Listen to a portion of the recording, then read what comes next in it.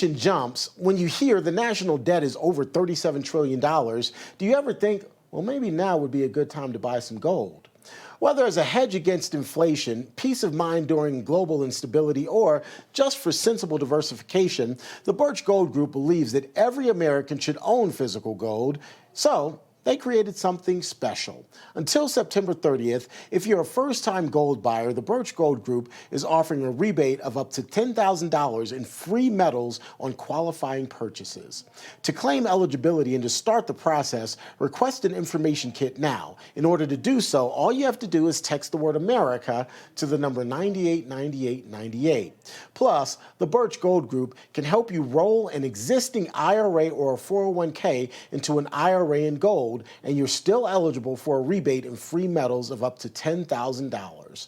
The Birch Gold Group is the only precious metals company so many Americans trust, and their tens of thousands of customers also trust them.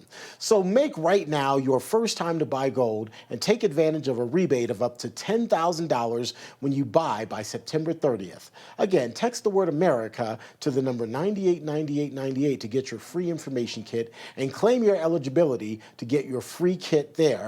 Again, by texting the word America to the number 989898.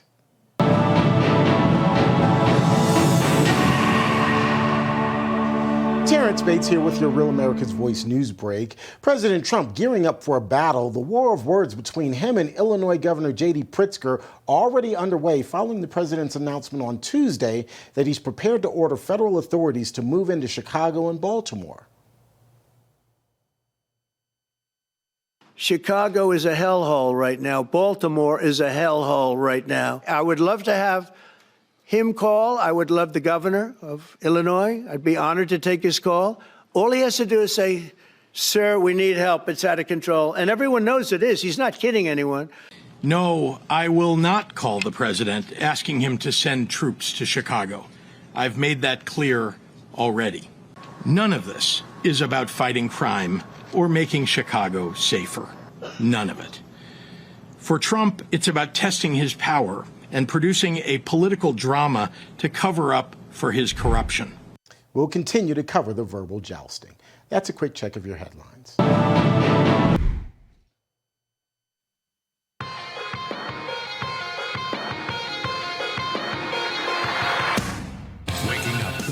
You should get over that quickly. One brainwashed radical at a time. That's enough. It's the Charlie Kirk Show.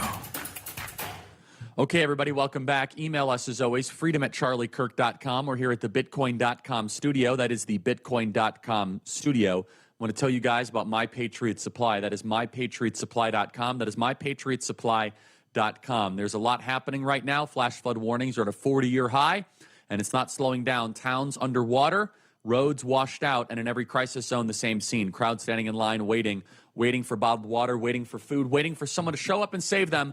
They tell you that help is on the way, but what if it's not? What if it takes days or doesn't come at all? I don't know about you, but I'm not going to be the one caught empty-handed. And right now, My Patriot Supply is giving away 4 weeks of emergency food. Just go to MyPatriotSupply.com/Kirk to find out, to claim your free 4-week emergency food supply. Go to MyPatriotSupply.com/KRK. That's MyPatriotSupply.com/Kirk, sponsored by My Patriot Supply. Okay, I'm really excited about our guest here. We're actually going to be chatting tonight as well at Dream City Church at our Freedom Night in America. But this is a little bit of a teaser and an appetizer. It's Nathan Finocchio. Nathan is the founder of TheosU and Theo Seminary, author of Hearing God and Killer Church. Nathan, welcome to the program. Nathan is without a doubt one of the smartest and most important theological thinkers of this generation. Nathan, welcome to the program. Hey, it's good to be on the show of the guy that was on South Park. You know, you're gilded for eternity. You've been knighted, sir. Sir Charlie Kirk. Well, thank you. And you're sitting in my chair as I'm location unknown. Nathan, there's so much happening here. Why don't you take a moment, just introduce yourself, your work, your scholarship. You are a deep thinker, and you should be taken very seriously. When you say something, I listen, and I mean that. So please, Nathan, take a moment to introduce yourself and your line of work, please. Yeah. So this is what a theologian looks like, and I apologize for letting you down. But I love God. I love the church, and I think that the church in America and across the world is doing better than we think. First and foremost, but secondly, needs a lot of work. I believe that Jesus is coming back for a glorious bride, and she's not there yet, but she's on the treadmill and she's doing keto. And so that's sort of my line of work, is just helping Christians think and helping churches think about the big picture. And so that's kind of what I do. TheosU and TheosU Seminary are how we train Christians to think about things and think about politics, think about the church and society, think about, there's everything. People have been saying that Christians are getting more political, but it's like, no, politics are getting a lot more theological. And so we need people, particularly Christians, namely Christians, to think theologically about politics, et cetera. So we're not like a political organization by any means, but just de facto, if you're theological, you're now political. So that's kind of what we do. I want to just focus on something you just said. Politics is becoming more theological. What do you mean by that? Well, yeah, every bit of legislation is moral. Every single time that a decision is made, it's moral. And where do morals come from?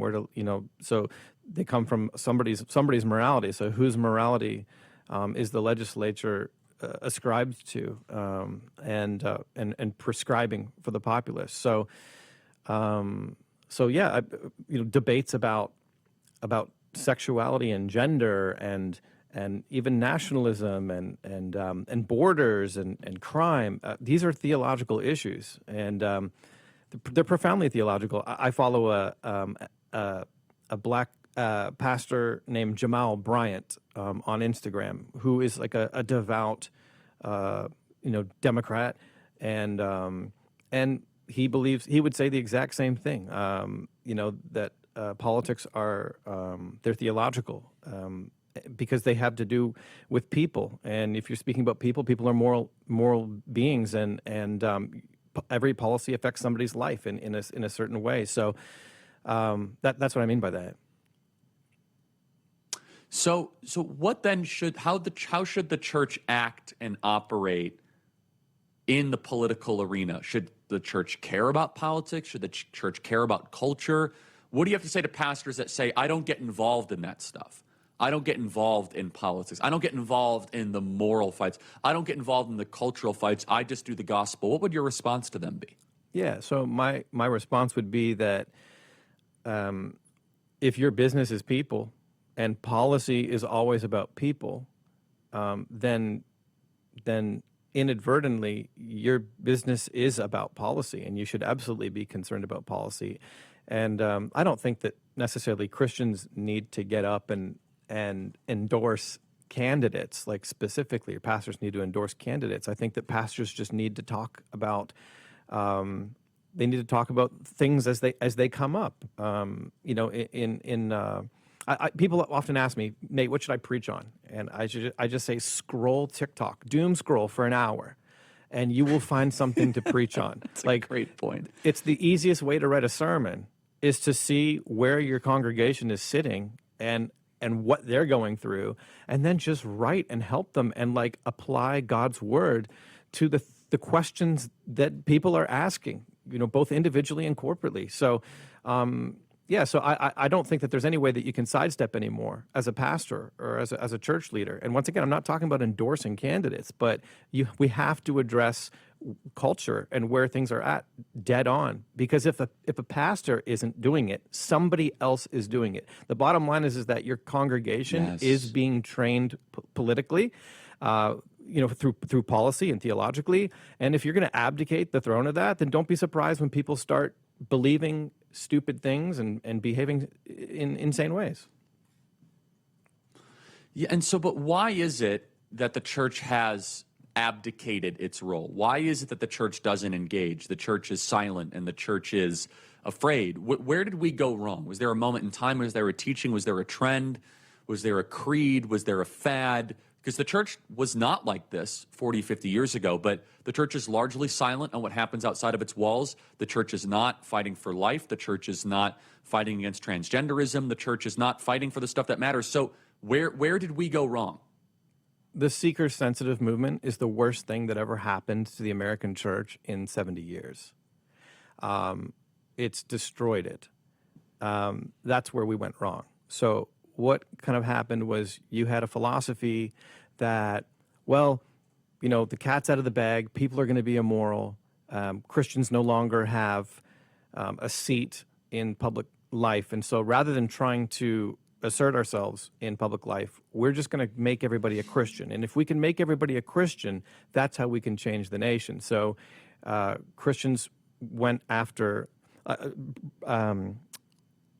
The church is designed, so it's a misunderstanding of how the church is designed. The church is designed, A, to worship God, B, to equip the saints, and C, to reach the world, in that order. And seekers reverse the order. They go, the church is designed to reach people, and then to equip people, and then to worship God. And so when you get the design wrong, you get the church wrong immediately. When you become a seeker church, and a seeker church is a church that's after reaching people. And there's nothing wrong with reaching people, but you have to have the order right. And the order matters because if you make everything, like, for example, my dad's generation, when my dad, like in the 70s, for them, it's like, how do we get God to church? That's the question that they asked. Now people, the question that many churches ask, particularly many evangelicals, is how do we get people to church? And so, you know, you're fishing for people. You're trying to. That's where all the people pleasing starts. That's where, oh, don't talk about this. You know, you're walking on eggshells constantly because you're worried about offending people because your whole mission is bringing people to church. And so that's what I believe went wrong is we became seeker friendly rather than God friendly. And so when you're trying to please people, everything's always going to go sideways, and that's part of the reason why we become so effeminate in our teaching, in our theology, in our philosophy. Because the whole shtick in evangelicalism is trying to reach people who ultimately don't care. Like, as James MacDonald once said, you're just trying to fill your church with tares. And so what we have to do, and I believe that this is one of the reasons why Pentecostalism is growing like wildfire all over the world, is because we have to get back to caring about God. Like, how do we get God to church? You know, by preaching the right thing, by worshiping correctly. And the result will be that people will notice the difference and they'll want to come. So it's sort of revival counterintuitively or paradoxically. Bringing God to church, not just people to church. That's beautifully said. You and I have exchanged some text messages on the growing threat of Islam. We only have 2 minutes remaining in this segment, but I want to explore this with you. How should we think about Islam as Christians? What is this a threat? Is this a problem? Or is this kind of just, you know, not something that we shouldn't waste our time with? Yeah, so great question. Yeah, so first and foremost, you should read the church fathers. Read the first 1,500 years of church history and thinkers and pastors on Islam. Like, how did they think about it? So that would be my first. Go educate yourself on how the church fathers, the patristics, thought about Islam, number one. Because what you're going to discover is that they're a lot more unkind, a lot more militant. They're closer to Christopher Hitchens than they would be to many of our modern leaders. Number Rick one. Warren. Number two, I would say that I think that we were really naive a couple hundred years ago about what religion was, and I don't believe that the founders had Islam in mind when they were thinking about freedom of religion. You know, particularly when you're thinking of them coming out of the European context and the Protestant Reformation, and you know, if you weren't an Anglican and you were living in England, that was going to be problems. I think that they were thinking, yeah, like, we're all Christians here, we're all Europeans here. You worship, you know, Jesus the way you see fit. I'll worship Jesus the way I see fit. I think that we have been extremely naive. You know, for example, you have Richard Dawkins about a year ago. You know, any smart atheist like Richard Dawkins would say that they don't want to live really in a society where Islam has any type of political power whatsoever. They want to live in a Christian society. And so the long and the short of it for me is that you can't just say naively Islam is a religion, and that's the end of. You have to understand that Islam is a political ideology, and that is exactly what they want. So I don't know if I would classify it as a mere religion, and then that's where we get into the thick of things. Well, I want to pick that up in just a second. Nathan Finocchio, we're going to be talking tonight at Dream City Church at Freedom Night in America, author of Hearing God and Killer Church, Why Some Just Survive While Others Thrive in the Presence of God. We'll be right back, everybody.